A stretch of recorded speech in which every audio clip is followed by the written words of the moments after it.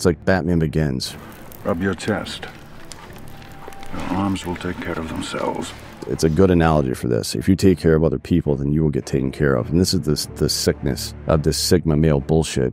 Some of our best and brightest and most useful people are now opting out of society. I mean, if you're blaming your problems on everybody else or society at large or whatever it is, your options are to get past it and win anyways, or be a bitch. Right. And that Sigma is just a bitch move, dude. I just don't understand that. It is. What's going on, everybody? Welcome back to another episode of the show. Today, I'm making friends with Dan Hollaway. Dan is someone who I connected with very recently.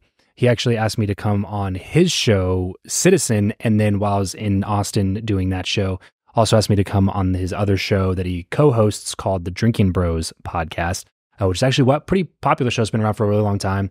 And he was the former VP of marketing at Black Rifle Coffee. And so the Drinkin Bros podcast started inside of the Black Rifle Coffee company's kind of culture. And then it split off into a separate show. And then Black Rifle kind of did its own thing.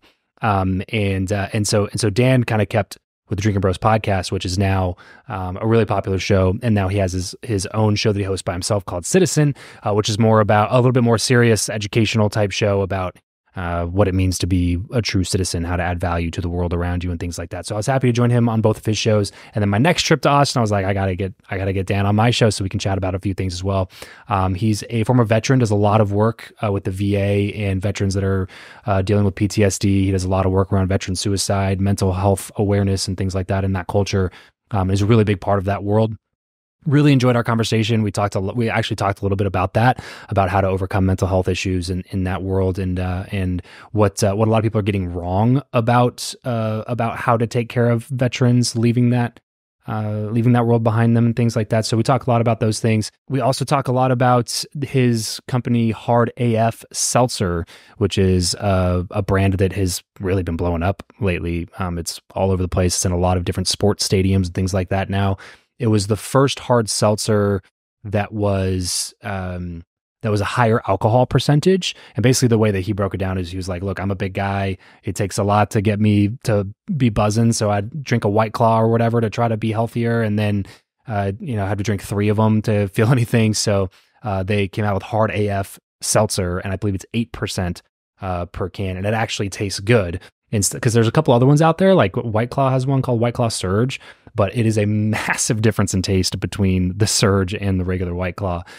So Hard AF kind of came in and filled that gap in the beverage market, and they are reaping the rewards from doing so. And he also, again, like I said earlier, happened to be the VP of marketing for a coffee company, which is a lot of similar distribution to a beverage company like Hard AF. So we talk a little about business, we talk a little about marketing, we talk a little about veterans and PTSD, and basically just how to be a better human. And Dan's all about self-improvement and becoming a better version of yourself, which is something that I can definitely get on board with. So please enjoy this conversation that I had with Dan Hollaway. Dan, what's up, dude? I'm living the dream. Yeah. It's nice in Austin. It's middle of December and it's 70 degrees outside. I was going to say, it's actually a lot nicer than Vegas is right now. Ridiculous. I was like, I was expecting it to be okay, but yeah, I was walking around. I had to go change my shirt. We live in kind of a bizarre world here, to be honest. Yeah. It'll get cold for like 2 days, 30, 40 degrees, and then 70. That's kind of nice though. January, February is the same way? No, it gets rainy. I mean, it's been a little bit rainy lately, but yeah. It gets rainy and cold. Usually there's every other year or so there's a freeze, right? Because I heard last year was brutal. Yeah. We're not really set up for that stuff here. Yeah. But what happens is it rains a lot and then the water freezes on the trees and branches start falling down on stuff. Yeah. Could be worse though. It could be worse. Yeah. Vegas is like, nobody expects Vegas to get as cold as it does. Well, it's the desert. Right. Just because there's a lot of buildings there doesn't mean, it was just a plain before. Yeah, exactly. And for me, it was basically the same because I grew up in Lancaster, California, which is still the Mojave Desert. It's like the same desert Vegas is in. So it's pretty much the same weather. But yeah, well, friends come visit in like February and they don't even bring a jacket. And I'm like, well, that was a mistake. It's not going to snow on you, but it's like 33 outside with wind chill. You know what I mean? Well, thanks for being here, man. Yeah, for sure. Came out here a month or two ago, did your guys' shows, at both shows. And then, we planned another trip and I was like, oh man, we gotta turn the mic to the other side of the table. So. What else you got going on while you're here? It was my wife's birthday. Oh, that's fun. Yeah. So basically she had a work event that's going on the rest of this week. So we came out like 3 or 4 days early, cool. To hang out, party a little bit. We had a couple friends fly out with us, met us out here. So, Austin's one of those places that we just kind of like keep a tab on because it's one of the places we've considered moving, you know? So, any chance that we have to come out of it, it's like here, like Salt Lake area, and then Southern California. So there's always a piece of me that wants to go back to. You got to stay out of Salt Lake specifically. Yes. Right? Yeah. Because North of the inversion. But you like Cottonwood Heights and stuff. It's correct. Pretty nice. Yeah. But anywhere up towards Park City is also I'm nice. trying to stay away from like ground zero Mormon territory. It's not even the Mormons, man. It's in a surrounded valley basically, right? Yeah. It's quite a bit above sea level. So you get this very bizarre meteorological event called inversion, which is where like typically warm and cold fronts will come. A warm front will come over the top of let's say a plateau or something, or even like a valley or something, two mountains, and then space in between them. And as you know, the air cools down, it drops obviously because that's how physics works, and it kind of has this effect of pushing out the stale air. Because Salt Lake City is kind of surrounded on all sides. The air just sits there, right? It has the worst air quality in the country, actually, Salt Lake City. Is that true? Yes. Wow. Yeah. I would not expect that. It's not because of pollution. It's because just kind of a naturally occurring phenomenon. Wow. So, I would stay out of there. I would not expect that with how, like, outdoorsy and beautiful it is. You wouldn't think, like, air quality and every other direction. Salt Lake City, you can kind of see some stuff. But, like Moab is not far away. Park City's not far away. Yeah, we were there when I was VP of marketing at Black Rifle the first year or so. They're based out there, right? Black Rifle? They're in San Antonio, yeah. Okay. But at the time, we were only in Salt Lake. And it was like, I was sick the whole time I was there. Just like a noticeable difference. Yeah, it sucked. That's crazy. But, again, the surrounding area is pretty nice. So. Oh, yeah. All 4 seasons, beautiful. Park City's 20 minutes, up the mountain. Best snowboarding ski. Some of the best in basically the world. Yeah. So that's up there on the list. I've been in the desert my entire life, dude. So it's like, the Mojave Desert, brown dirt, nothing really exciting about it. So, it's pretty green here right now, but and the leaves are changing right now. There's some seasons to being here, and you actually see some green shit every once in a while instead of all brown. So you could probably check out Wisconsin too. Yeah. It depends on what you're going to do, right? Yeah. Life. Maybe when you retire, Wisconsin or West Virginia, if you really like to see green shit. Yeah. Well, the thing is, I like being somewhere where it's beautiful for now, but also like while I'm in building mode, I got to be able to be mobile. Right. So like that's like, it kind of limits it because I don't want to be next to an airport where I have to take a connector to get out of town. That's why we moved here. Because we were in, Ross and I were in Wilmington, North Carolina for a little bit. Yeah. And it's beautiful there, but same problem, right? Can't do everything required one additional step, and it was just getting old and expensive as well. It discourages you from doing the things that you got to do. Yeah. So like being in Vegas, that's probably the thing I'll miss the most about being in Las Vegas. Well, they're cutting easy flights the airport right? is. I've heard they're reducing some flights to certain places. It has not affected me at all, so I can't speak to that whether or not that's happening. But it wouldn't surprise me. But also, like, I've never had an issue. That might just be a thing going on with the airlines in general. Sure. Right now. Yeah. But yeah, I love just flying direct anywhere in the country, almost in the world. You can get internet. They have the international terminal there, and then it's 15 minutes from my house. It's not bad. Would you live in North Vegas? I live, so there's Summerlin, which is northwest, and I'm about 10, 15 minutes south of Summerlin, area called Spring Valley. Yeah. When I moved there, dude, it was like, there was nothing. It was just like, if you wanted to do anything besides get like takeout type food, you had to go up to Summerlin or down over to Henderson or to the Strip or Town Square or something like that. But literally, we moved into this house 2 years ago.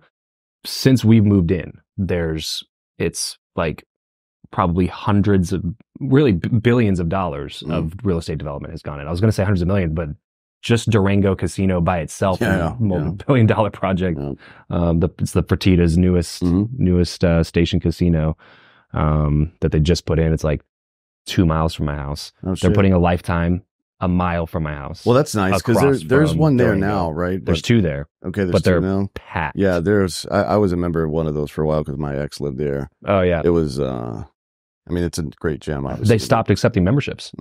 They literally were like, we're at capacity. We can't accept anymore. Yeah, they have a wait list right now. They had one diamond and one platinum. The platinum one's bigger.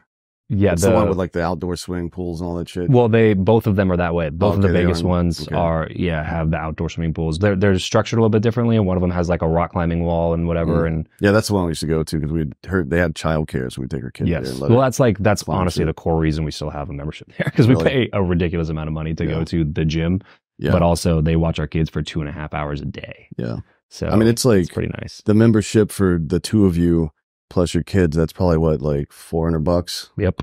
Almost exactly. Yeah. My mom is also on the account. So like we got away with it because she watches our kids for us. So like she's like a, nanny or childcare or whatever that we can put on the account with us. So in total for the 5 of us, we pay like $550 a month or something like that. But yeah, the childcare thing makes it so worth it. Because you can come drop them off. And like, if you got to get work done, you can go sit in the cafe, get some good food and get work done, and somebody else watches your kids, and they actually do stuff with them. They have tumbling classes. Oh yeah, it's cool during the summer because they were like tumbling, they were rock climbing, they were swimming, they were doing all kinds of stuff. Exactly, it's not just like you let them sit in a room. Yeah. When I dropped her off and picked her up and stuff, there were probably like 60 kids there. Yeah, I mean a bunch of kids. Her age, she was like what 6, 7 at the time. Yep.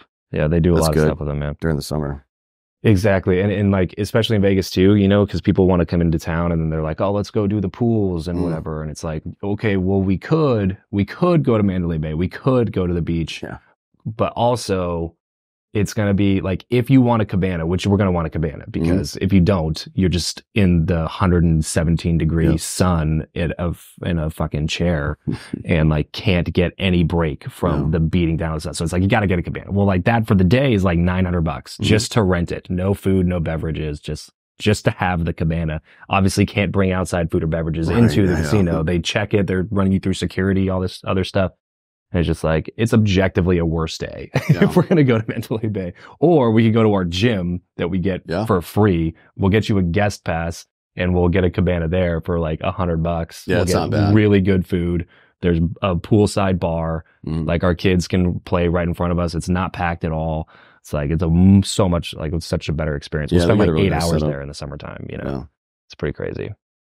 But yeah, dude, what's been happening with you? Just doing shows. I mean, so UFC was in town this week, and that's always nice. I saw that. Oh, you guys went to the fights, huh? Yeah. I don't remember any of them. Right. I just don't. Well, just living the ethos of the Drinkin Bros. Yeah. No, I mean, we weren't that torched or anything. It was just talking to people the whole time, and I don't really follow UFC that much, to be honest. Yeah. Which is funny because half my friends are fighters, but yeah, it's it was a fun time. It was weird. It's the first time I think they've had an event like that at the Moody Center, the new Texas Longhorns basketball arena. Oh, is that what it was? It was pretty dope. It was like 17,000 people. I mean, that's good for a UFC fight. No kidding. It was a good crowd. I'm hoping they'll come back. I'm sure they will. Well, Joe lives here, so that helps. I was going to say, yeah. Being Rogan adjacent is like a real that and all the there's so many jiu-jitsu gyms here now. Like I think 6 of the top 10 highest ranked jiu-jitsu athletes in the world live here now or some shit. I don't know. That's crazy. Yeah. Would Vegas be another spot for that? You would think so, yeah. I'm not sure anymore. Yeah. I mean, there's a couple of camps. There's like fight camps. I don't know about jiu-jitsu specifically, but there's some in Miami that are pretty big. Okay. And then that surrounding area, like just north of Boca, I think is where the Kokla Fight Club is. There's a bunch of dudes up there.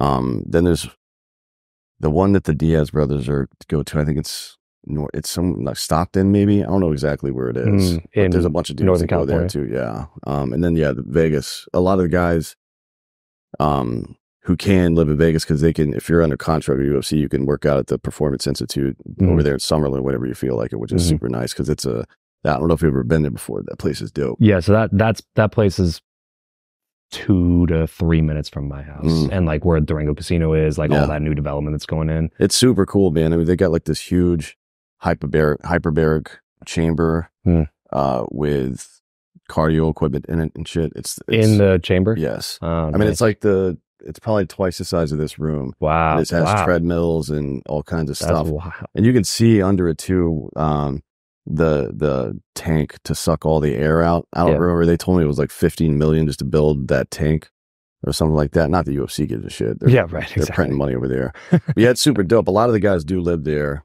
or at least do their camps there because you have access to all that like free food and blah blah blah. Right? Did you ever get into fighting? No. Just with guns and war. You know. yeah. Fist fighting just seemed like it would hurt my hands too much. To me, it's would hurt my face too much. Yeah, like, I'm sure that's more worried about my face than my hands. But I want to build a little bit of context, dude, for people listening who may not know who you are, what your story is. Let's go back in time. Let's say like 8-year-old Dan Holloway. Set the scene. You know, where were you? What's family life like? All that good stuff. Well, family life wasn't great. My dad was kind of a dick. Okay. But I was. I played baseball a lot. That was kind of my thing back then. Yeah, the outlet. Yeah. I had a good time. I was a Braves fan because I grew up in South Carolina. Okay. And that was pretty nice. Well, not that young. When I was 8, that would have been, 89? They still kind of sucked. But by 91, they were like in it every year for the next 16 years or so, or 14 years, I think. Yeah. So that was fun. Yeah, I played a lot of baseball. I was kind of a weird kid. Socially, kind of weird. What did your parents do? My dad he worked on cars. Okay. And my mom worked in like a textile mill or something. Very old school kind of job. Was there any push toward like, hey, you got to go to college, or did they just not really care, or did they push you a certain direction, or? Not really. No, I mean, my dad wanted me to play baseball for sure. Oh, really? Yeah. And I was pretty good, but I didn't care enough. You know, I mean, it's like anything else. I was talking to some of my buddies who were fighters, Mickey Gull, actually, from UFC this weekend, about there's certain professions, like so, you can skate by sometimes, right? You got a 9 to 5, filling out TPS reports. You can kind of phone it in there. If you're getting into something that requires like that level of discipline, you better fucking like doing it, because if there's any quit in your heart, you're gonna quit. You know what I mean? Right. So guys that get into fighting who just want to be fighters but they don't like fighting, that sucks, dude. I probably wouldn't do that. But yeah, I loved baseball. I still do, but not enough. Like, it didn't fulfill any kind of purpose in me. It was just something I enjoyed doing. Yeah. And I didn't realize that at the time. You know what I mean? It was just something to do. Yeah. But well, and at that age too, like, you have such a small sampling of peers around you that you don't realize how not good you are. Yeah. You know what I'm saying? Like, if you work at all at it, it's like you're the best on the team. And when you're the best on the team, you don't have any other context as to like how good other people your age are. That was my thing, dude. I played a lot of basketball. And I was like, I thought I was pretty good. Yeah. And it's like, I was good for where I was, but if you zoom out and like put me next to other, 15-year-olds, it's like, oh, that's an athlete. Well, I started getting invited when I was a freshman to major league tryout camps, right? Because they like to scout you ahead of time and stuff. So the Reds sent me letters every year, and I would just show up in their stuff, and I would go throw like I was a pitcher. Okay, I threw pretty hard. I think by my junior year I threw 94, but one of our buddies, a family friend, was a former minor leaguer for the Pirates. Okay. And he would, I thought I was hot shit for some amount of time. He was like, everybody throws. It was kind of like Bull Durham. It was like, everybody throws hard up there, buddy. Like, that doesn't mean shit. Right. And, that was a good life lesson for me that kind of brought it into reality. It's like, all right, well, I'm going to have to work at this every day. Exactly. Yeah. And I just don't care enough to do that, Which is good clarity. Because some people do. Yeah.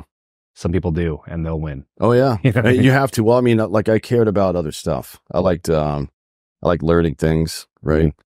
I like to understand how things work. It's like a very analytical mind. So, I just went to school a bunch. Yeah. Went to the Army for a while and did that shit, and then got out and went to school some more.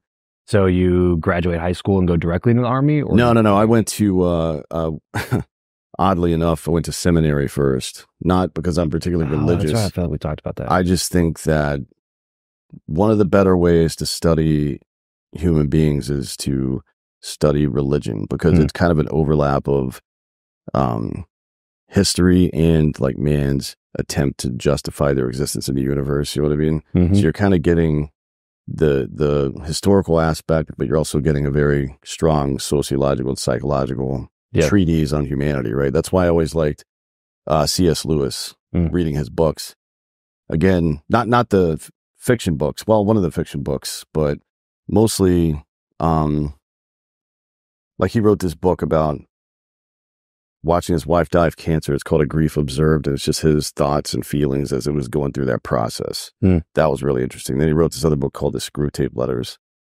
That's it's basically the communique between this demon in hell named Screwtape and his nephew on Earth, and he's writing to him to teach him how to trick human beings into being bad people, basically, right? But it's just it's a treatise on human psychology, right? It's very brilliant the way he wrote it. So I got into that first, and then did you grow up religious at all? Yeah, I guess my family was. Okay, I'm not sure how I felt about that, but you know, never really cared that much about it, to be honest. It was something to do, but and then all of a sudden cared a lot about it. Well, I cared about parts of it, right? What I could learn from it. Sure. And you know, as I got older, I guess that changed a little bit. I'm still not very religious, but it is. I do think that the Jesus character is very interesting, right?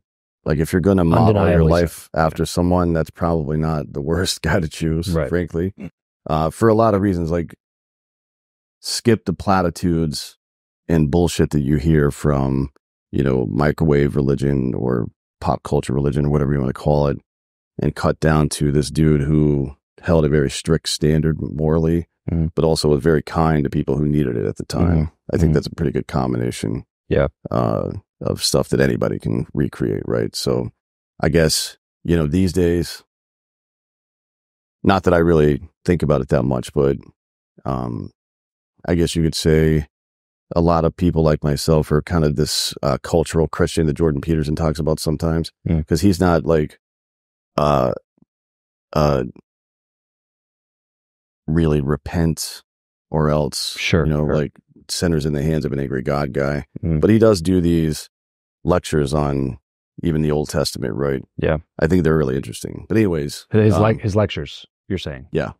Sure. Yeah. The allegorical perspective of like a literary work and what it means for your daily life. Yeah, I think those are pretty nice. And then, you know, after I finished that, I was like, all right, well, this isn't very practical. Nobody's paying me for this. Yeah. So I got a degree in computer networking security. Now, while I was in seminaries when 9/11 happened, and I decided I was going to go into the military then, but I needed to finish what I was doing first. Gotcha. And so I got a degree in computer networking security after that, and then I joined the Army. And that was 2005. Did you join the Army with the intent to do something with like what you just took away from your degree, or was it like... I just felt like those are good things to know, right? I mean, like understanding how humans think in our history, and then understanding how tech works seem like good things to know. Both will probably serve you in life, ultimately. Not that I've ever really used them professionally specifically, but you know, those are pretty, those are good skills. Arguably though, human psychology you use every day. Sure. Yeah. You know, how was your experience in the Army? It was good. I was in the 82nd Airborne as an infantryman. So, you know, I had the benefit of being surrounded by extremely competent people. I think a lot of folks, you know, get into these, bad leadership anywhere, from your family to a business to anywhere, right, can be a problem. But when the stakes are life or death, it can be a real problem, you know. And we were fortunate enough to have pretty good leaders. Some of our officers were knuckleheads, but our NCOs were great. So, yeah, it was a good experience, I guess. You know, nothing prepares you for it. Yeah. For the psychological stress, I guess, of being turned on all the time. And then, you know, while you're there, it's fine. But when you get back to reality, it's like, all right, well, I got to learn how to be a person again. Is that like just a constant process? Is there like a beginning and end to that, I guess? Or is it just constant? I mean, is there a beginning and end to hunger or thirst? Yeah. Right. I mean, your brain transforms to some degree, I think. So no, I don't think there's a beginning or an end. Well, there's a beginning, but I don't think there's an end to that. Yeah. But just like anything else, you learn coping mechanisms, and this happens before you experience any sort of trauma at all when you're a kid, right? Like you learn how to manage your temper, you learn how like to manage your impulse in general. Like impulse control is a big thing. Yeah. That stress with young kids, especially when they're still developing. I don't think it's any different than that. To be honest, it's just something that needs to get done.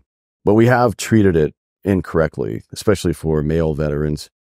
Unfortunately, and it comes from a good place, but there's this, and it's pervasive in culture now. It's not just with military veterans, but we have this impulse now to coddle people, right? When they're going through a difficult time. And that's, generally speaking, for a man, that's not the right solution, right? Because we are defined in many ways by the purpose we have in our life. And when you clip the wings there, it becomes a problem. You shame spiral. You think you're useless. Yeah. It's, you don't want to be a dick, obviously. So like the pull yourself up by your bootstraps or get your shit together. That's not. Yeah. Like just shouting, be a man. Yeah. No, that's stupid. Yeah. But it's like, hey, people are counting on you. You got to be strong. And there's only one way to get strong, and that's to go lift the weight, whatever it happens to be, whether it's an actual weight or the burden in your life. Sure. Because that's the secret to life. The weight doesn't get lighter, you get stronger, right? And if you don't get stronger, then the weight gets heavier because you deteriorate. Right. See, I think we've done a great disservice to veterans in this country in that regard. A lot of money, it's not a funding issue. A lot of money's been spent on this. Yeah. It's just bad science. Like, why would you? I think about it like, and I don't want to be too reductive, but I think of it like a toddler.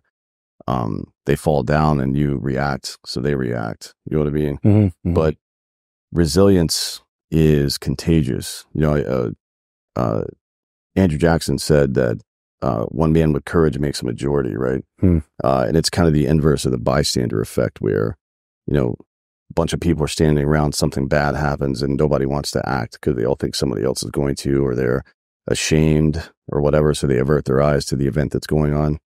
And the inverse of that is when somebody does step up and take charge or act like a leader, then other people will do the same, right? Yeah. So it's another thing that we like to say is, in the absence of leadership, you lead as a man. That's your job, right? And I tell people that a lot, because I get questions from listeners and fans and stuff, like, hey, there are no leaders in my community that I can look up to. I'm like, well, you become one. That's your job, right? And that is the path that we should have laid out for these guys. Yeah. Because there's some level of like you're crippling them by telling them about, like, by talking about this problem all the time without. Yeah. I mean, it's what Jonathan Haidt and Greg Lukianoff are talking about in Coddling the American Mind. It's just reverse cognitive behavioral therapy. Yeah. You're teaching people to prioritize their trauma, right? Which invariably leads to a victim culture. It has to, right? Sure. Because then you get into an arms race over who's the most victimized. Right. Instead of just saying like, all right, that happened. You know what I mean? Right. Like you can be a victim, or you can be somebody that stuff has happened to you, which is every human being that's ever existed, right? Literally. So I think for men especially, I can't speak to women that much because I don't know what it's like to be one or go through that shit. But I know as a man, it's nice to get a pat on the back and a thank you sometimes. But ultimately, we made the mistake of taking off the uniform and thinking our service was done, right? And I think it was, I think it put us in a position far worse than the general public. The general public male, a lot of issues, right? 40% less testosterone than their counterpart 20 years ago. That's a fucked up thing. 40%? 40%, yeah. Jesus Yes. Christ. So the average 21-year-old today has the same testosterone levels as like a 65-year-old did in 2000, give or take.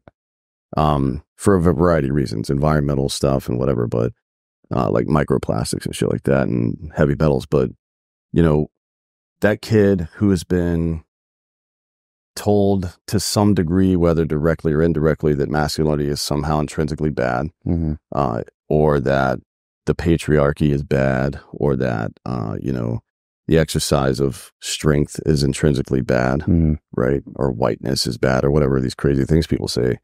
You mix that with the hormonal issues, and you have a kid who has the biological imperative to provide and protect and to use aggression to do that, right? Because that's how we're designed. Now all that aggression is frowned upon publicly, so it's turned inward, and we know what that is. That's depression, right? Violence turned inward, or anger turned inward is depression. So we have this slew of depressed kids. Now you map that onto the veteran. It's somebody who has had the ultimate purpose very clearly defined, right? And something that is a part of their identity. Yeah. Then be taken away, right? It's different to never have experienced it, but it's one thing to have it be a critical part of your identity, and then have that plus your community taken away from you, right? Yeah, plus the community. Both of those are. And our response to that was like, oh, it's going to be okay, buddy. Those words ring hollow. And that's why dudes, not 22 a day, but more like 40 a day, kill themselves, right? Wow. 3 Rangers over the weekend actually killed themselves. It's like 3 Rangers. Yeah. from third bat. Yeah. It's like, it seems so obvious that that's the wrong answer to me. These guys need a purpose, just like anybody else, right? Right. I mean,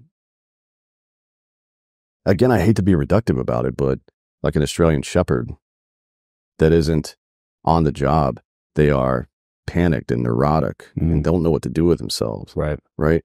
Now map that onto a highly intelligent dude who knows how to do things. And now he's like, all right, well, I'm fucking useless. Yeah. And then you're telling him, oh, it's okay. It's okay to be useless. He knows that's not true. Right. Right. So what do you do when everything is fucked and everybody's lying to you, you know? Right. It's easy to spiral like that. I'll say that. Yeah, no kidding. What do you think is like a better solution? Well, one, identifying that problem first, because sunlight's the best disinfectant, right? Understanding the parameters, the left and right limits of life like that will start to change your decision making. I don't know if you saw it, but Shia LaBeouf was on Real Ones with John the other day. I didn't see that. And he was talking about how much better of a person and husband and father he is now, right? And here's what he said. Before, my life was about being happy. My goal in life was to be happy, right? And that means that every action I took was self-serving. It had no real purpose. I mean, except for just this generalized idea of happiness, which is, you know, that's how you become addicted to things. Yeah. You're chasing the dragon, as they call it, right? And he said at some point he realized that his function, his purpose needed to be useful, right? To be useful, to be present for his wife and his children, or child. I think he's only got one, and whomever else in his life, right? So, you know, usually particularly psychologically, defining the problem usually unveils what the answer to that problem is, right? So the problem is that I have no purpose, and I'm biologically wired to have purpose, and that's what it's going to fulfill me. Then I need to go find it in whatever way I can. And it's not going to be the same for everybody. I mean, some people find it through service, like the military or police or first responders or community service or whatever it is. Some people find it in business, creating jobs, mentoring people, stuff like that. Some people find it in their family. I mean, and then to some degree, all of those things, right? For some folks. Sure. But that's the goal, right? Is to refocus this person back onto purpose. Now it's more difficult these days because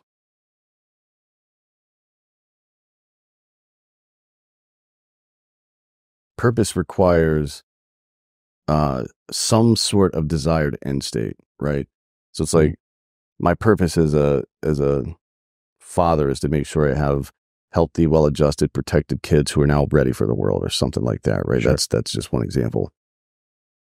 These days where all of the, I mean, beginning in adolescence, we don't have rites of passage anymore unless you're Jewish and you have a bar mitzvah. But for a young man, there are no more rites of passage anymore in society. So it starts off pretty early being a problem, but even into adulthood, and this is something that's probably true for women as well, but these time hacks through life where it's hard to know if you're doing good at life sometimes, right?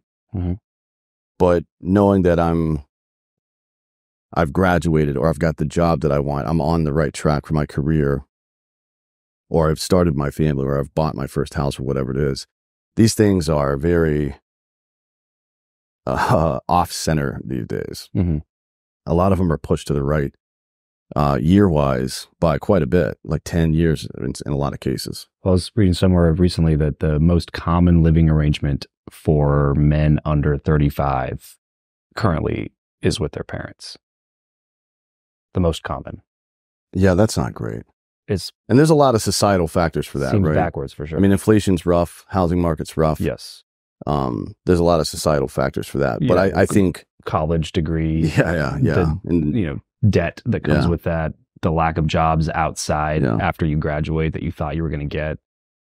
It's daunting, I'm sure. I was fortunate enough to have all my education paid for by the military, including my master's degree, so it was pretty nice.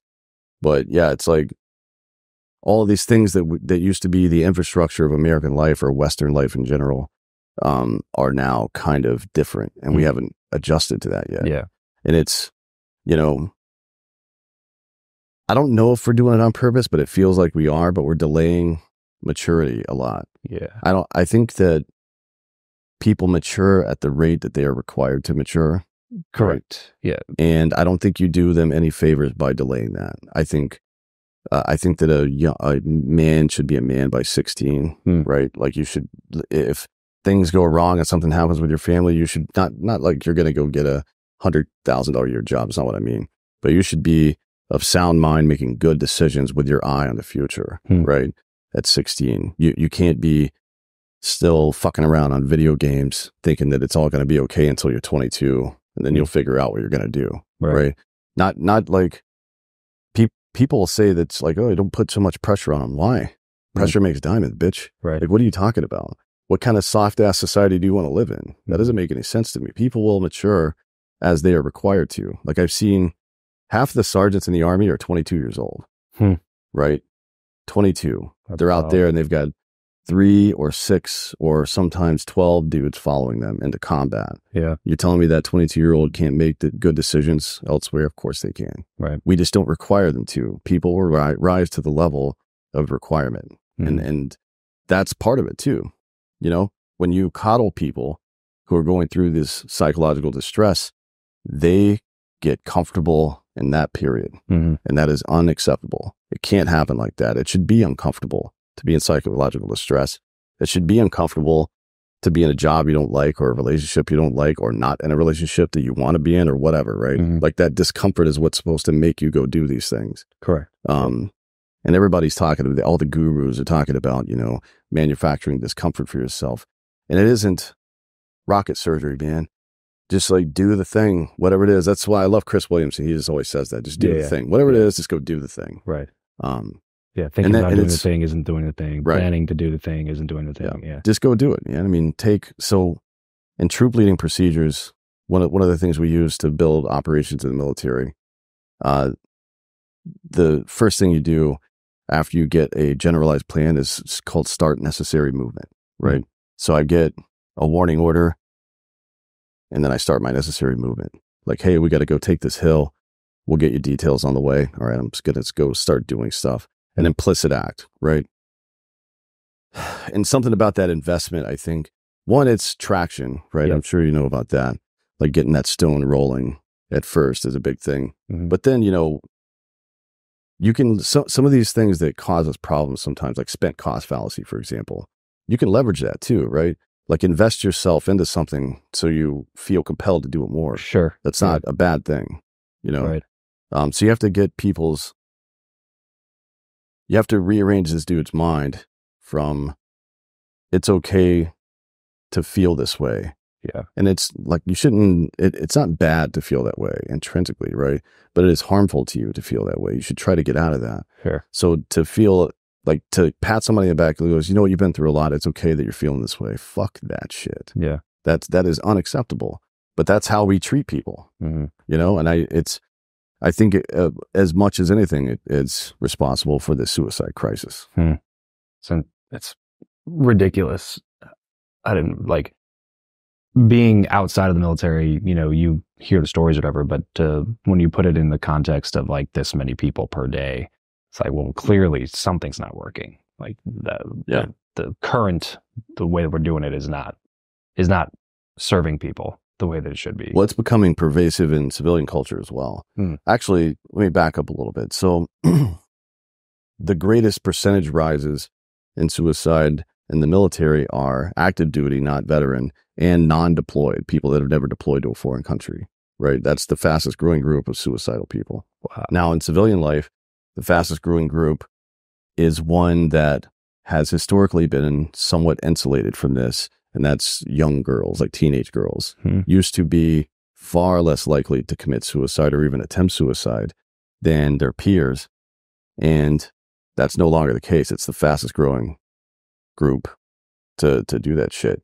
It's like, well, we got to figure out why that is. Yeah. You know what I mean? We're in a death cult now, right? Where people think it's okay to check out. And, you know, I mean, I've been in those situations mentally where things are rough. And you're like, well, you know, if you don't see light at the end of the tunnel, a lot of people just want to turn the light out entirely. And not that I would recommend that, obviously, but I understand it. Yeah. Yeah. But you can't, like, telling someone who's feeling like that everything's going to be okay. Like, that's nothing. You've done and said nothing. If anything, you made it worse, right? Like Carl Sagan used to say that for me, it's far better to grasp the universe as it is rather than persist in delusion, no matter how gratifying the delusion is, right? People know when somebody's full of shit. People know when the situation's full of shit. They know when they're full of shit themselves. Yeah. And you have to cut through that. You have to just like be very direct. Like, hey, this shit's fucked up and it's going to stay fucked up unless you do something. You're the only one that can control this. You can't control all the circumstances. Maybe you lose your job. Maybe the relationship doesn't work out. What you can control is your attitude and your effort, right? That nobody can take those two things away from you ever, right? So that's the weapon. Those are the two weapons in your tool belt that you're able to fucking use. And you can use those weapons to build new weapons, right? Like contacts or intelligence or whatever else. Skill set. Yeah. But it's on you to do it. Like we thought we were being kind to people by telling them it was okay to feel bad. Yeah. But that's not true. It's like what Machiavelli said. If you're kind when you're supposed to be cruel, you'd be forced to be cruel when you're supposed to be kind, right? And that's where we have arrived in society now. And it's why homelessness is on the rise, suicide, just the, you know, societal decay in general is because it isn't cruel to hold people to a standard. You're doing them a favor, right? Yeah. This is why we teach children. It's hard because it comes from a good place. Sure. It comes from like, we just want you to, we want you to be happy. We Toxic want you to empathy, I think it's called. Right. Yeah. Sure. Yeah. And then it just is detrimental. Because like I said, you need it. You need to be held to a higher standard. I mean, you wouldn't do that in any other thing, right? You wouldn't tell, like if you were maybe in T-ball or some shit, but if you're a professional athlete and a guy's performing poorly at something, you wouldn't just tell him it's okay. Yeah, right. You know what I mean? That's crazy. Nobody even thinks that way. Right. But you'll do that in your daily life where the stakes aren't win or losing a game, but your actual fucking life. You know what I mean? I don't know. That it's just we approach things very oddly, and then, you know, I think there's some level of there's a lot of pressure in society to not seem unkind to people, even though most people are unkind generally these days. Yeah. You know what I mean? It's like Musk was talking about it the other day on that CNBC thing. It was like, all I see are people that are pretending to do good. Yeah. Right. Exactly. Or just saying they're doing good, but they never actually do any good. Fuck those people. Exactly. Right? They're worried more about perception than reality. Yeah. I want to get a little bit back into the story now. So, okay. So you, graduate, get a degree, then go to the army, then get out of the army. And then you said you just went back straight into learning. Yeah. So I worked in, I did a couple of things. I worked in politics a little bit. Okay. In Wisconsin during the recall elections up there, the Act 10 union busting, as they called it, stuff. And started working in private security, doing like risk management, things like that. Okay. And not long after that, moved to Oakland. And yeah, I started working for this company where I did like site surveys or workplace violence. Like if there was some issue in the workplace, my team would go in to secure that. And then, we would have psychologists interview people, or if it was a mass layoff or something like that. And then, it was interesting for a while, but not really doing anything. Yeah. It got pretty boring pretty quick. But I was finishing a degree, and I finished a master's degree in Homeland Security while I was there. And then in 2015, I think I went to work for Homeland Security for FDNS. It's Fraud Detection and National Security. It's a wing of the of USCISO immigration. Okay. That investigates. Some of it is, well, a large portion of it is just immigration fraud generally, but we're looking for criminal activity, right? Okay. Like fake documents or terrorist threats and stuff like that. I did that for a year. We kept sending up cases to ICE for prosecution, and they were just like, yeah, we can't prosecute this because it was the Obama administration, and they were kind of weird about that stuff. So I was like, well, this is dumb. Yeah, it feels useless. Out of here. It's like I'm just... Yeah, so I applied for an intel spot at another agency, hopefully one that would do stuff. And right after I got accepted, my buddy Jared Taylor from Black Rifle Coffee is one of the founders. He was actually my JTAC back in the day. So JTAC is, not sure if you're familiar with that. He's the guy attached to my infantry unit that calls in airstrikes. Okay. Right. So for troops in contact, he gets on the phone with F-16s or 18s and they just fuck shit up. Right. He called me. He's like, hey, you should just come work for us. I'm like, I don't know shit about coffee, dude. Yeah. He goes, yeah, but you're doing like data analysis and intelligence. That's just marketing. I'm like, all right, we'll see. And it turned out he was right. Yeah, human psychology as well. It's just it's marketing. Yeah, so went there. That was early 2017. And to be a marketer or to be so I kind of tooled around in the marketing department for about 3 or 4 months. How what was the size of Black Rifle at that time? It was still a fairly young company. Yeah, I think 13 or 16 employees, somewhere in that range. Yeah, it was pretty small. Did that for a while, and then, got promoted a couple of times to this presidential board where we were just restructuring the entire company. And after that, became VP of marketing for a while. So I kind of the digital marketing team. Okay. We had a content side and the digital marketing team. I kind of ran that side of the shop for a couple of years until we outgrew my knowledge, right? Which is, in a startup is if you're on the ground level, you should be trying to work yourself out of your own job. Yeah. Like I want to get this successful enough where I'm not confident enough to run this division anymore. Sure. The people that get you here won't get you. Yeah, 100%. Yeah. Like we got to, to our credit, I think we got the company up to like 85 or so, 83 million in revenue before we outgrew our own bullshit. Yeah. But then we had to bring in professionals. Sure. And at that point, it was like, we were already doing the show, Drinkin Bros, as like kind of an internal marketing device. Okay. But the path to go public had begun, right? Gotcha. To IPO. And we really couldn't have our EVP and our CEO talking about buttholes 3 times a week. You know what I mean? It just looks bad for the optics SEC. Are not great. Yeah. So Ross and I and Jared just kind of bought the other 2 dudes out, Matt and Evan, out of the show. We took the show and they took Black Rifle. Jared kind of bounced back and forth between the two, but because nobody expects him to act like an adult. Yeah. Which is nice. That's why I love him so much.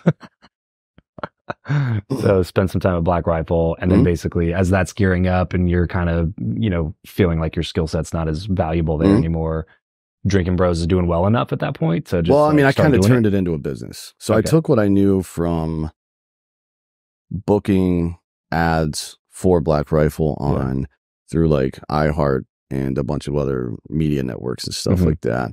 I'm like, I can just talk to these same people and book guests on or book ads on our show too. And just turn it into an actual business. It shouldn't be very difficult. And it wasn't. It took like 3 months maybe. Oh, really? Okay. So you had some decent viewership already at the time. Oh, yeah. I mean, it was, yeah. Pretty good. Yeah. Nice. So then that became full time within that period of time? That's all I've done since. I mean, we own Hard AF Seltzer Booze Company. We started about, I don't know, a year and a half ago, something like that. Okay. But yeah, the primary job is the media network. And we now have a bunch of different shows on the network too. Yeah, what are some of those shows?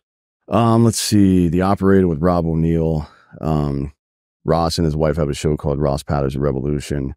I have a show called Citizen, which you've been on. And then Drinkin Bros is the flagship.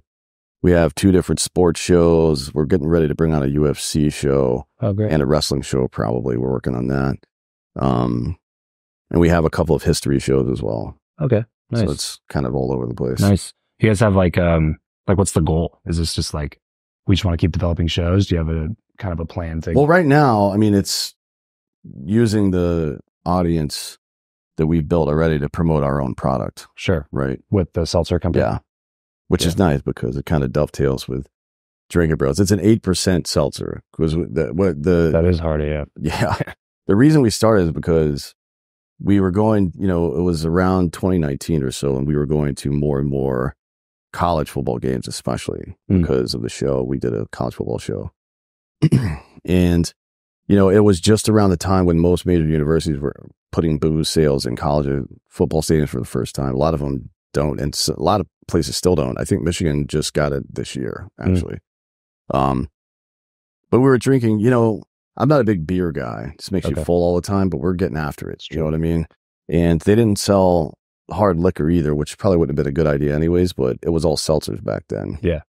But they're all 4%. And I'm a big dude. I'm like 230 pounds or so. Yeah, drink 8 I got to drink 80, like 100 of those. So what we were doing was we were just like getting airline bottles of vodka and pouring it into the top of that thing. Power Claw, they called it, I believe. The Power Claw. Yeah, it's like, well, let's just make our own. That's 8%. It was challenging. It took us a year to dial the flavors. I was going to say that is not an easy process. No, like that industry, that sector is not easy to get into. Especially the 8% market. I mean, there's not any other good ones. There was Bud Light Platinum and White Claw Surge, and they taste like shit. I mean, it's like cough syrup. It is a crazy difference. Yeah, it's like an additional 3.5% or something from regular White Claw, but the taste is like it's horrible. It's not the greatest. Yeah, so we figured it out with testing how to make it taste good. Yeah, and it costs a little bit more, but not enough, to be honest. I mean, it wasn't that much more. Sure. And then you went to market year and a half ago. Yeah, about a year and a half ago. Okay. How's that been going? It's good. Yeah. We bootstrapped the whole thing. Now we're kind of looking at investments and stuff like that because, again, we're growing out of our own depth at this point. Yeah. Pretty rapidly. That's awesome. Yeah. So, we'll hire some operations people soon that know the bev industry. Sure. But yeah, it's been going really well. Keeping up with it is difficult. It's aging me rapidly, I think. What are you going to do? You're going to get somebody else to come in and do all of it. Yeah. Well, that's the nice thing about running the media company, though, is like if you can build a media company that's good enough to not only like have you enjoy what you do every day, but also actually pay you enough money to take care of all of your immediate needs while you're building an audience of people, then yes, like the initial next move is like, well, now we can take a little bit of a risk here because everything's already taken care of. We got some money in the bank. Now we can go start our own brand that goes directly in with what our audience, our core demographic already wants or needs. And then distribution is a lot easier at that point. You don't have to spend as much money on marketing when you already have the built-in distribution engine of the audience that's there watching. We don't actually spend any money on marketing except for we do some partnerships with sports franchises just because part of the deal gets the booze into their place, right? So like the Marlins and the Tampa Bay Rays last year we sponsored. And then that puts the product in the arena or in the stadium, which is nice. But I wouldn't pay for like a commercial or anything like that. Yeah, because I don't need to. I mean, we sell out everywhere already, so we haven't reached that. There will be a point where we get there for sure, but it's not there yet. We're just it's been slow because we bootstrapped. It's been slow. The growth has been good, but the scope growth has not been great or not huge because we're paying for everything ourselves, right? Sure. Fair. Like we just opened, our biggest market is Texas. We opened there Friday, I think, or here rather Friday. Oh, wow. So we haven't even opened here yet. Wow. And then California will probably be next. That's wild. And that's our second biggest market. So we were just barely tapping the service here. So yeah, it's all that's good. Awesome, man. It's fun. Yeah. But to your point, I think it's, a lot of businesses start podcasts. A lot of people who are professionals like real estate or attorneys and things like that, or people that work in the fitness community or something like that. They'll start shows just because it's kind of a hip thing to do. You need a podcast now, but there should be some intent behind it. Like you should be. It's no different than building an email list, right? You're capturing an audience so you can talk to them, right? And there's a lot of tricks that people use. I don't like any of them because I want the purpose of having an email list or an audience for a show or something like that is now a lukewarm to warm lead. Yes. Right. Like, and to do that, you have to provide that person they have to enjoy being there. Yes. You want them to have opted into it. Like they showed up here for me.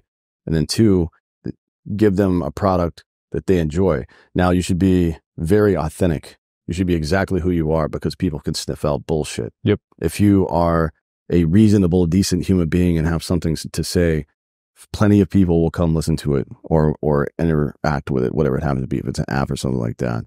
But do that. Be yourself because eventually people will figure out your bullshit. And it's hard to be someone else. Yeah. That's the thing I love about podcasting though, versus any other channel is like you can fake Instagram posts. You can fake 30-second TikTok videos. You can pretend to be somebody else on your little cool dance with your wife or whatever.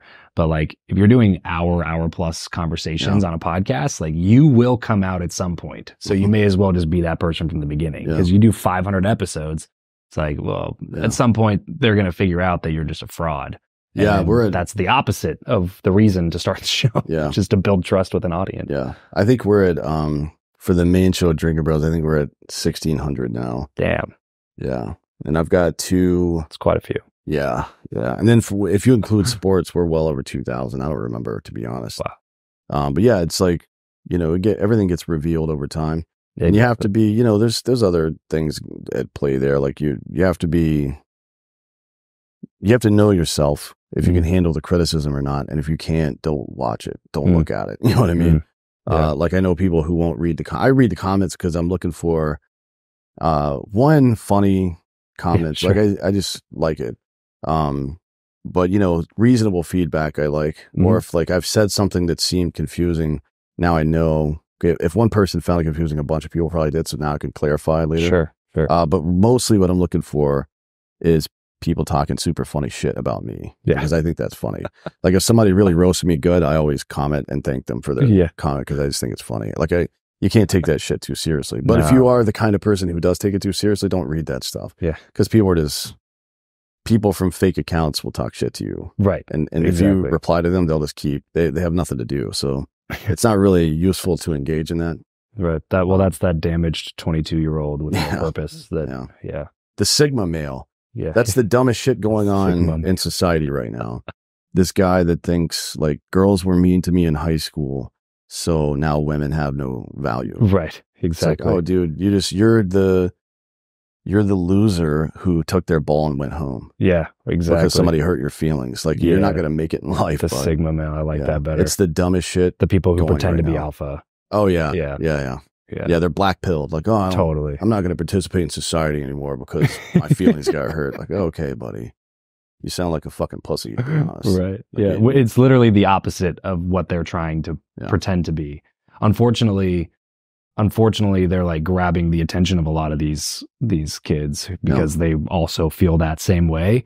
And then that's why I like people like you and people like Rogan, people like who are giving young men the like, to me, the correct path, which is like, yeah, sometimes shit sucks, but also you can't just blame everybody and become this like alpha douchebag, which is, by the way, opposite of being an alpha. Yeah. You know, like by definition, you're not an alpha because you're a douchebag and you're like you said, you're soft. I mean, if you're blaming your problems on everybody else. Yes. Well, even if it's true, even if there is some particular group of people or society at large or whatever it is that's causing you that problem, your options are to get past it and win anyways, or be a bitch. Right. And that Sigma is just a bitch move, dude. I just don't understand that. It is. I mean, I guess I do understand it, but based on, you know, how society's progressed the last 20 years, but I don't understand it from a personal standpoint. Like, did nobody ever tell you,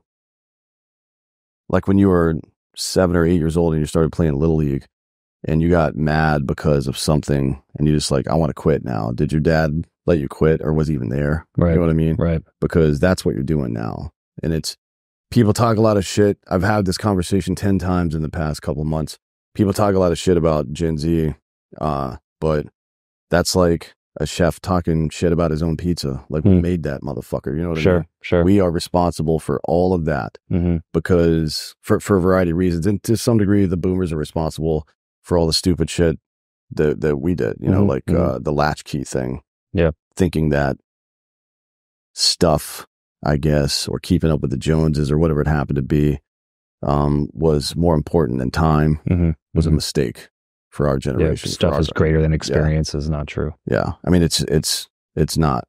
It's just not true. And that was a big problem for our generation. And, you know, from us, it was kind of fell asleep at the wheel a little bit because things got comfortable, but a lot of it was the coddling. It's like, I get it, man. It is uncomfortable to watch the people you care about most suffer.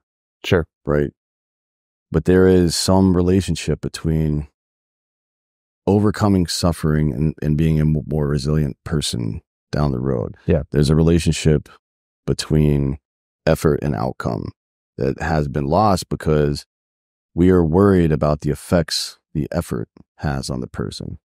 Right. Which seems fucking stupid, to be honest. But again, it's like, comes from a good place. You don't want to watch your kids suffer. That's they the fall worst part, down man. and cry and shit. Like, you don't want to see that. That's the worst part. Like, how do you handle that? Yeah, I mean, as a parent, dude, that's like one of the most difficult things, especially with my daughter, but really with both of my kids, though. It's just like, you watch them just get super frustrated trying to figure something out, or like they start losing their mind, lose their temper, they get insanely frustrated, they want to give up on it or whatever. And it would be so easy just to jump in and be like, well, let me do that for you. Right. And even a lot of times justified. But at the end of the day, it's not my job to make your life really comfortable and take care of all of your problems for you. Mm. It's my job to teach you how to solve your own problems. So it's got to be one of the most difficult things when you see the struggle on their face, you see the frustration, and you know that you can immediately take it away. Yeah, yeah. But well, I wonder if there isn't some utility even, in the purpose of training isn't always to get things right. You know what I mean? Sometimes it's to learn stuff. And I wonder if there isn't some utility to going to sleep with an unsolved problem from time to time as a child, and then letting that create a natural drive. Like, I need to get this to go done, figure it out again. You know what I mean? Because we're in this digital age now where I can solve problems a little too quickly. I can get stuff ordered to my house a little too quickly with not enough effort. Yep. I can figure out the answer to a question without having to do the work to understand the context of it. So now we have, 38% of Americans are either diabetic or in pre-diabetes. And we have people with their knowledge base, their epistemology, their historical context is extremely shallow. So they take hard positions on things that they have no fucking clue about, right? And, some of that is because there's societal pressure to just have a hard opinion on everything for some reason. That's like, did you ask your plumber what he thought about Israel? Like, what the fuck do I care what he thinks? Why would he even care about Israel? He's not Jewish. Care about that shit. You get pressured into having an opinion on things that you shouldn't even have an opinion on because you don't know anything about it. Right. So it's like, I don't know what the solution to that is, to be honest. One solution is, as an individual, it's okay to not know things. Everything that you know now, you didn't know all the way up until the point that you knew it. It didn't make you a bad person for it. Right. And that is the same for every human being that's ever existed. The smartest people every now and again, there is some novel invention or some novel thought. But for the most part, we're still, every time we have a crisis of culture in the West, we go back to the Stoics every single time. It's happened like 5 times in the last 1,000 years. Yeah. Where it's like, oh, do you remember this? So there was this guy, Seneca. Have you heard of him? Like, yeah, fucker, I've heard of him. Yeah. It's like the Epictetus had some good things to say. Yeah. It's like Western civilization is been going for some time now, right? It didn't start with, the Reformation, or it didn't start with the Industrial Revolution. This shit's been going on for a long time, the thought process anyways. But we don't reach back into that for context. We reach back into it for sound bites. You know what I mean? Yeah. And look, that's not a bad place to start. Having an ethos is not a bad place to start. And we do that with businesses. We have a mission statement. So, at Black Rifle, our mission statement was, we serve coffee and culture to people who love America, right? Very succinct, but also, I think poignant. Like, you, as an employee of the company, particularly in the media department, everything I do should reflect that purpose, right? Yes. So it's good to have that for your own life. The North Star, yeah. Yeah. Whatever it happens to be, whether it's your religion or some other ethos, and to be able to distill it into a very short thing is good. But if your understanding is only that sentence and you don't have, the context to truly understand what it means, for in this case, like, what does it mean to love America, right? Yeah, sure. Because, some people say being critical of America is unpatriotic. And I would say that being like a firefighter putting out a house fire doesn't make him anti-house. Right. That's a stupid way to think, right? So, preserve the things that are good and fix the things that aren't. That's a reasonable position to take. And it's a reasonable position to take about some of these foreign conflicts right now that people are super butthurt about. You know what I mean? It's like, apply some of your logic and don't let your emotions get in the way about this stuff. But you can only do that if the logic is reinforced by a real epistemology, a real data set, facts. Correct. Right? So we have so much ready and easy access to everything now. So our understanding and appreciation of those things are completely shallow. Yeah. Right? And it's that disconnect between effort and outcome, which I think you have to recreate. And when it comes to kids, we do so much backward stuff. Like I was just talking to the founder of Spartan Race about this yesterday, actually. We start teaching kids foreign languages when they're 16. Why? Why not 3? It's the dumbest right? thing. Like when their soft palate is developing or their speech center is developing. Right. You know what I mean? Like the ability, there are some languages that will become exponentially more difficult to learn as you get older because your tongue doesn't work that way. You know what I mean? So why aren't we flip-flopping that and teaching language courses from like 1st to 3rd grade? Like they do in Europe. Like in every other fucking country. Yeah, exactly. And then, high school is something more akin to, or something closer to like some kind of civil service requirement to graduate, right? Like, not the military or anything, but, maybe, but like something that builds discipline and community structure. So maybe it's ROTC or something like that, or maybe you go to basic training or something when you're a junior in high school, but maybe it's going to a soup kitchen, right? Or maybe it is going into a legislative office and understanding how the administration of like taking care of other people works, or going to a hospital and seeing how their administration works, or something like that. Understanding the world around you and community, and that the most important thing to me is that understanding that everything meaningful you do in life will be in the service of other people, right? And kind of turn our attention away from the device and from the mirror and start looking to help other people. Yeah. Because that's what fulfills people in life. That's why we build all of this shit. Well, that's the difference too between chasing happiness and chasing meaning. Sure. You know, like what you're saying earlier about Shia LaBeouf. It's just, if you are always constantly thinking about your own happiness, the milieu that you're acting through is one that is completely self-centered. Even if that's not your intention. Your intention is like, oh, just baseline happiness. And it's like, well, inherently you have to think about you in that context.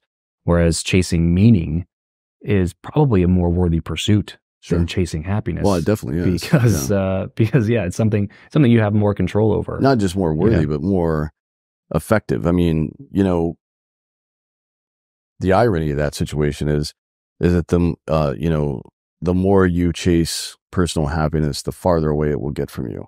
Right. Yeah. Because in the same way that you buy a bigger house thinking you're going to have more room and you just fill it with more shit, you know, like your brain will adjust. If you become addicted to the chase of dopamine like that, then you will stay addicted to it for your entire life and you'll never truly be happy. Right. Whereas if you use that same motivation, even the same strategies, but directed out towards other people, then you are going to find a level of fulfillment that you didn't think was even possible before. You won't even think about the chase anymore. I mean, it was, I think Gandhi said, if you want to truly find yourself, lose yourself in the service of others. It sounds like a platitude, but that is the standard for humanity, right? Like the happy man is a man with a healthy family and a successful business or whatever, right? Or a good friend group or whatever it happens to be, right? And a happy woman is the same. She's someone who's using whatever intrinsic skill she has towards the betterment of people that she cares about, not herself. Like it's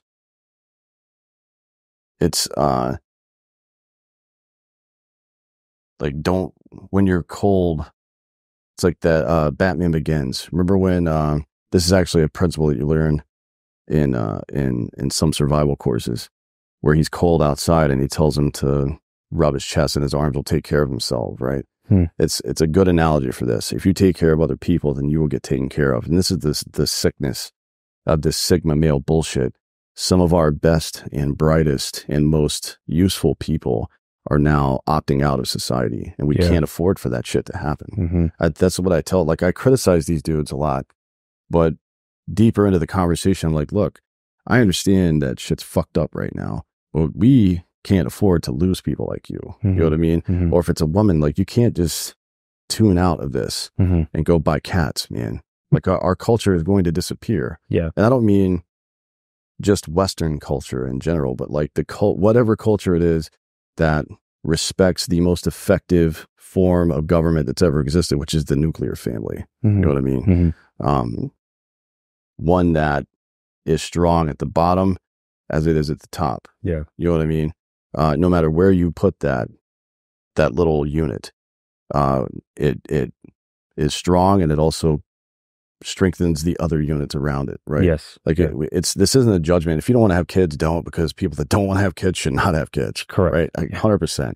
But don't convince yourself you don't because it's too difficult or whatever, right? Yes. Like, because on average, the vast majority of people are going to be happiest when they have that, right? Whether it's statistically. Yes. That's whether it's, adopted people or a surrogate family or whatever, but find it, right? Like, if you don't want to personally have kids, make friends with people that do. Find a way to mentor other people. Sure. Right? Like, what kind of asshole discovers things and doesn't share it with other people. Yeah. You know what I mean? You don't want to be that person, to be honest, because you're going to be just a shell at the end of your life. Yeah. Well, this idea that lack of responsibility is what leads to happiness. Yeah.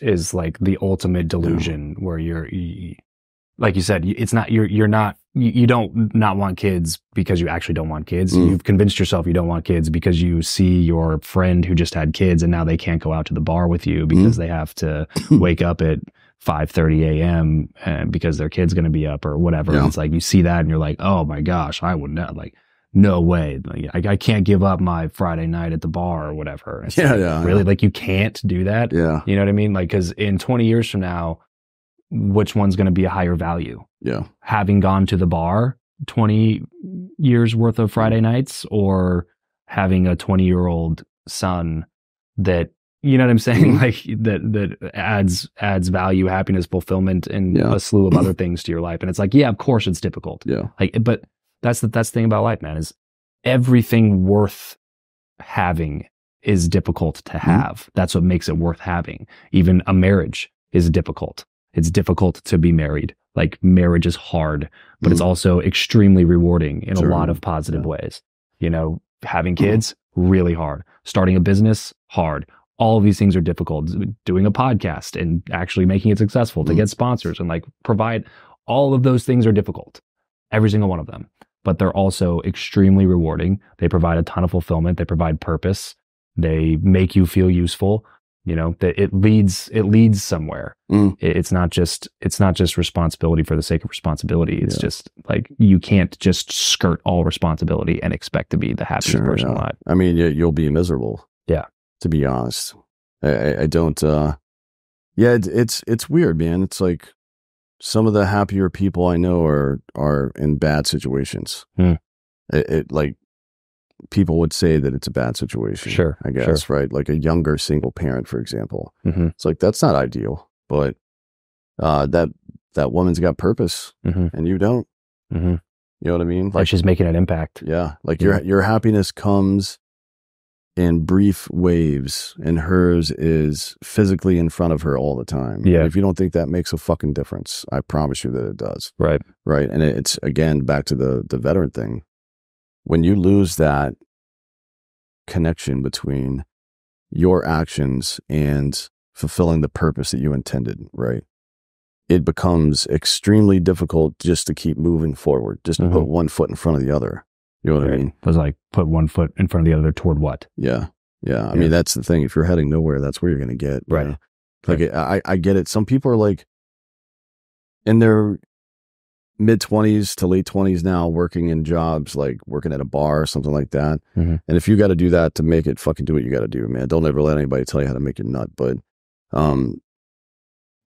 you don't want to keep doing that. Right? Like, you got to find something that fulfills you. Not that we don't need bartenders. We certainly do. Sure. We need servers at restaurants and shit like that. But you know, that lifestyle, the industry lifestyle, it's fine in your 20s, but you don't want to be, probably good too. You know, it teaches you social skills. Sure, yeah. You know, you learn a lot about how the world works when you're in those types of settings. But yeah, when you're 44, you know, if you've been doing it for that whole time, there's probably something missing. Yeah, for sure. I mean, you know, and then like, just, it seems like there's been a pretty abrupt shift towards trying to make easy money. Oh, dude. And there is no, like, every now and again somebody gets, it's like aspirational marketing from the lottery. Every now and again somebody will win. And you're like, oh fuck, I got a chance. Like, no, you don't. It's the crypto markets. Yeah. It was Forex, and then it was crypto, and now it's AI. It's like everybody has that friend or 5 friends that like has been an expert at all 3 of those things in the last 4 years. You know, they're crypto investors, and then that goes down. Then AI comes up, and now they're an AI expert, and you buy an AI course. And well, there's the odd person who does really well at it for one reason or another. Then there's this second group of people who are just fronting as experts and extracting wealth from people who are not experts. Right? Exactly. That's the self-help market in general, right? Right. And then there's the rest of people who are just getting wealth extracted from them for the most part, and that's just kind of, it's like a pyramid scheme, basically. Well, so yeah. But there, there is money to be made there, right? Without extracting wealth just from other people. If you know how to use AI to help you with your current business, this is a problem. People see these things as ends in of themselves, and really they're just modalities, right? They're means to get other places. It's like a new type of car in your transportation industry. This is, if you go to business school, you'll learn this lesson, and it's the railroads, right? One of the primary lessons you learn in business school is about the failure of the railroads to realize what industry they were really in. They thought they were in the industry of transporting goods across country on the rail lines. They were really in the industry of moving stuff from one place to another, no matter what it was, right? So the smart move for the railway companies would have been to do the same thing they did in the 19th century when Eisenhower started the international highway system, right? Or interstate highway system, excuse me. And because it was partially privately funded as well. Get involved in that, invest in that, start buying fucking trucks, right? To backstop what you're doing, diversify a little bit. And they would still be a major business right now. There are 6 million truck drivers in America. 6 million. It's one of the largest professions that exists here in this country. As a matter of fact, it's the highest grossing profession for non-college educated men. Wow. Right? Wow. I didn't know that. I think the average salary is something like $86,000 a year. Wow. So it's like a huge industry that they were too myopic to understand. And I say that because there's a lot of fucking flippancy towards AI and other, and I guess crypto technology. Forget about the coins, but the tech itself. Sure. Blockchain. There's a lot of conspiratorial, like, oh, AI is going to become Skynet, and fuck it, man. Who knows, dude? Who knows? But like, it is just a tool. It's a modality. It's a way to. It can be good or bad. Absolutely. I think Michio Kaku is on the trail right now talking about that. I think he was on 60 Minutes this week talking about it. He came on our show about a couple months ago and talked about it as well. But it's like, how can I use this? First, you have to break it down to what it does exactly. What is it doing? It's batching processes, and it's doing a lot faster than you can. It's also somewhat intelligent. So it can, a robot will become less efficient over time because the wear and tear, right? Like your processes may get better, but that individual physical object is going to get worse because it deteriorates over time. It's just entropy, right? Sure. But AI gets better over time. It's going to become more and more efficient. It works like your brain does. You know what I mean? Yeah. It could be good or bad. If it learns bad lessons, then you have to correct them. But it could be very good if you're working in something where you're trying to analyze a bunch of stuff at once or segment stuff or whatever, like marketing, for example. If I'm trying to put people into psychographic groups based on the things they like and then tailor a message directly to them, AI is going to be able to do that like a human being never can. Right. So if you're running... Literally never can, because they can't make the calculation that AI can make. So if you're running like even a small business where it's a consumer packaged good of some sort, right? And you're trying to do even low-level advertising on a social media platform or Google search or something like that, if you could figure out how to make AI segment your audience better, you're going to spend less money on marketing. You're going to make more money. Not only that, because of the way these things work, you're going to create more firebrand customers who are then going to go tell other people, and you're going to get free marketing out of it as well. Right. So it's like, don't be afraid of this shit. Right. Just figure out how to use it for what you're doing. Yes. Yeah. No, exactly. No, we use all of it, and I have crypto. It's just you have the people who step in and do it for 30 minutes, and they're like, all right, who wants to buy my stuff? Yeah. I mean, well, look, you can AI your wallet and it'll make you money every day. Yeah. I mean, it's like you can set it to immediately buy and sell at certain things. Like if you're into that sort of stuff, I would get to know it pretty well before I did it. But you can set caps. You can set like triggers to automatically do this or that based on the market. You can do the same thing for the stock market, by the way. Right. It's not sexy. Right. It's like well, that's how you make real money. Yeah. Is to do things that aren't sexy. Well, it's how you make passive income without having to pay too much attention to it. Yeah, You know what I sure, mean? sure. Like selling or buying for $1 and selling for $2. That's what you're doing, right?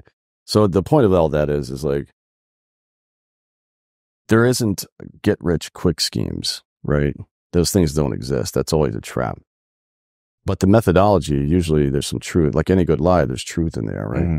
So don't be afraid to unpack that stuff. Yeah, exactly. Yeah, getting rich quick is a fallacy. It just doesn't happen. But when it does happen, it gets blown all over the news, and it makes people think that it can happen for them. Yeah, you know. So, but it's like, well, just the idea that it was on the news should tell you something. Yeah. It was newsworthy. It's like, this is so crazy that this just happened, that this kid made this much money doing this thing in this period of time. Yeah. It's like, that's why it's on the news, because it's insane that it happened. Like, it's probably not going to happen for you. Yeah. Because the bottom line is the real way to make money is going to take a long time. Yeah. It's just consistency, really. I mean, over a long period of time. Yeah. Having a good product and being consistent. But that, I mean, look, you can. With literally anything. Yeah. You can map that onto everything else. Your health, or your relationships. It's always going to be the same. People always overestimate what can be done in 1 year and underestimate what can be done in 10 years. Yep. And 10 years is a lot harder to commit to and stay consistent over. It is, yeah. But it really isn't. Yeah. But to me, it's like, what's the alternative? Mm-hmm. The alternative is just switching every 6 months and never do anything, and then always being broke and in poverty. Like, that's not a good option either. People jump around a lot. Yeah. Well, some of it's necessary, right? At the beginning, we got to kind of, that's what I tell young people a lot if they ever ask me for advice. It's just like, just go get your hands in a lot of different stuff. Mm-hmm. Learn things, experiment with things, work for that person, work for this person, listen to this podcast, listen to that, watch this, like get around, do a bunch of stuff, because you're, like you said, you're more likely to stick with something for that 10 years if you actually give a shit about it. You have to, right? Yeah. But it does help also to have a breadth of experience. I mean, being a polymath these days is probably the most important time to have ever been one. I mean, back in the day, they were just like statesmen. We don't need that. There were statesmen and inventors like Ben Franklin, right? Sure. He was a polymath. Thomas Jefferson to some degree, but Ben Franklin is a real good example because he was doing experiments and writing and serving his country and all this other stuff. But now you can like really do something with that kind of skill set. If you know a lot or a little, if you have a little about a lot these days, you can really turn that into something because there's so much interconnectivity between different markets and stuff. It's also helpful as a podcast host. Yeah, it helps. Yeah. But then some of it is a feedback loop too, because I get like, I have to learn more stuff now, which is the only reason I really do it, to be honest. I mean, aside from it being my job, but the reason I actually enjoy doing it is because my knowledge center gets upgraded on a weekly basis. Yeah, dude. I've been saying that for a really long time, and I heard Chris Williamson say it on one of his podcasts recently, and I was like, yes, thank you. I've been like, that's one of the core reasons that I still have a podcast, is that it's like my number one accountability partner to consistent learning. Like if you got to put out an episode, like you will constantly be learning. If you feel at all the obligation to do right by your audience, then you feel a necessity to have more knowledge about this topic if it's something that you're going to be talking about. And you have to go out, read something, like subscribe to the newsletters, read the top books, listen to the top experts, interview people who are really smart. Like it has been my number one accountability partner for consistently learning more and more and more over time, even if it never resulted in anything else. It was just that one reason was a good enough reason. Well, I mean, you never know if that thing's going to pop back up later, right? Yeah. Like I've learned a lot of useless shit, or at least it seemed so at the time. And I'm like, oh, okay, this now makes sense to me. Right. Right. Building context in the world these days can be difficult. Sure. And, getting unfiltered opinions can be difficult. Everything for a very long time was, in media was very manufactured, very intense. And in legacy media that I guess nobody really watches it that much anymore, but like the cable news stuff and then network television, it's still like that. Obviously everybody's risk averse and, the message is tailored all the time. It's basically just politics at this point. But to your point from before, it's like, longer form, unedited stuff is pretty fun.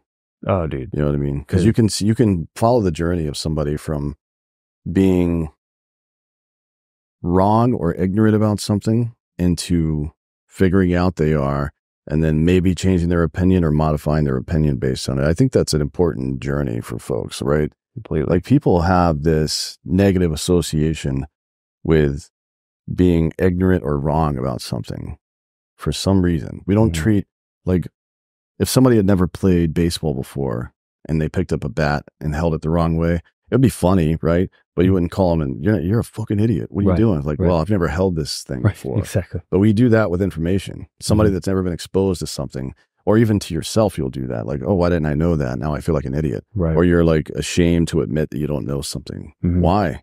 Right. Motherfucker, you didn't know everything up until the point you knew it. Just like every other human being in all of history. We all have knowledge. Yeah. Just learn own it, bitch. And the only way to not be in the dark about it is to ask about it and to learn about it. It's just like, it doesn't even make any sense as like a model for living, to just keep your mouth shut. And it seems dangerous. Questions. It's definitely dangerous, especially when it takes on the role of the person who pretends like they do know it, but they don't know it, and they're not willing to ask questions about it.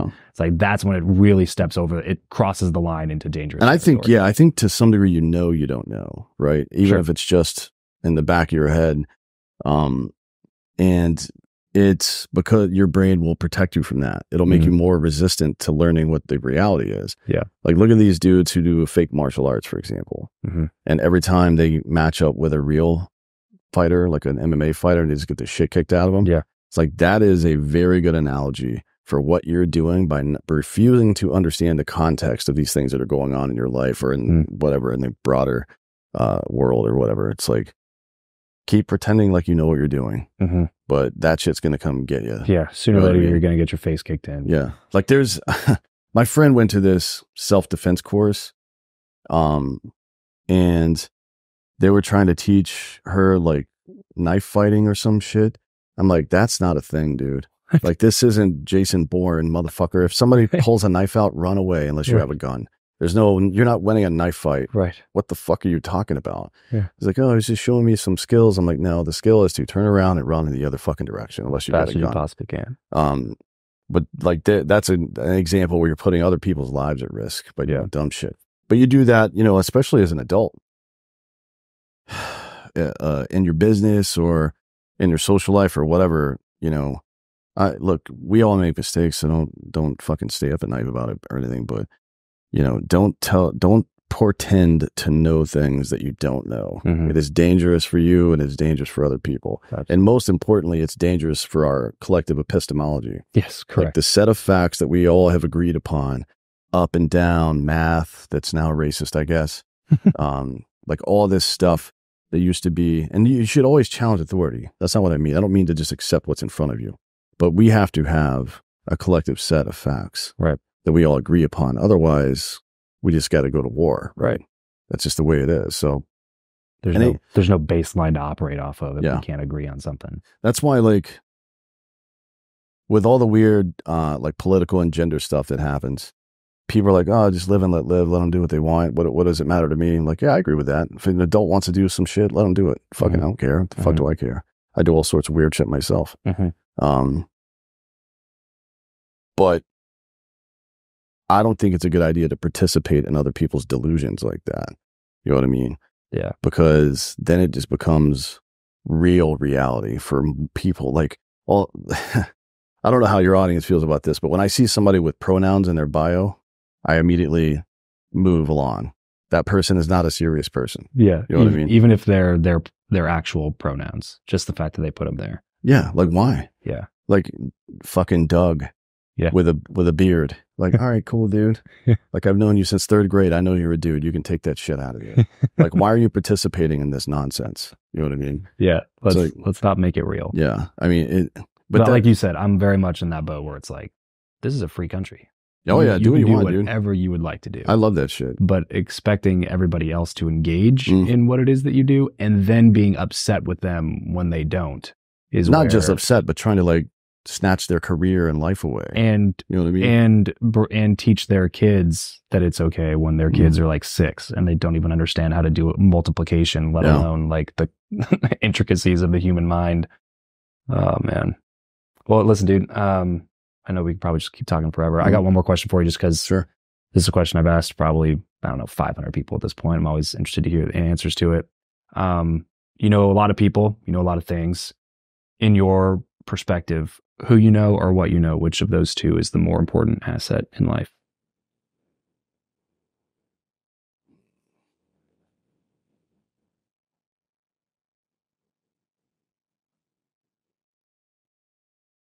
I would say what? Would say what? Why?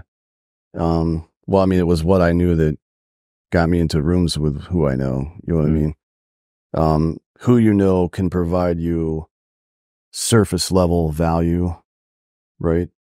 It can get you started, I guess, but you're not going to keep going without the what.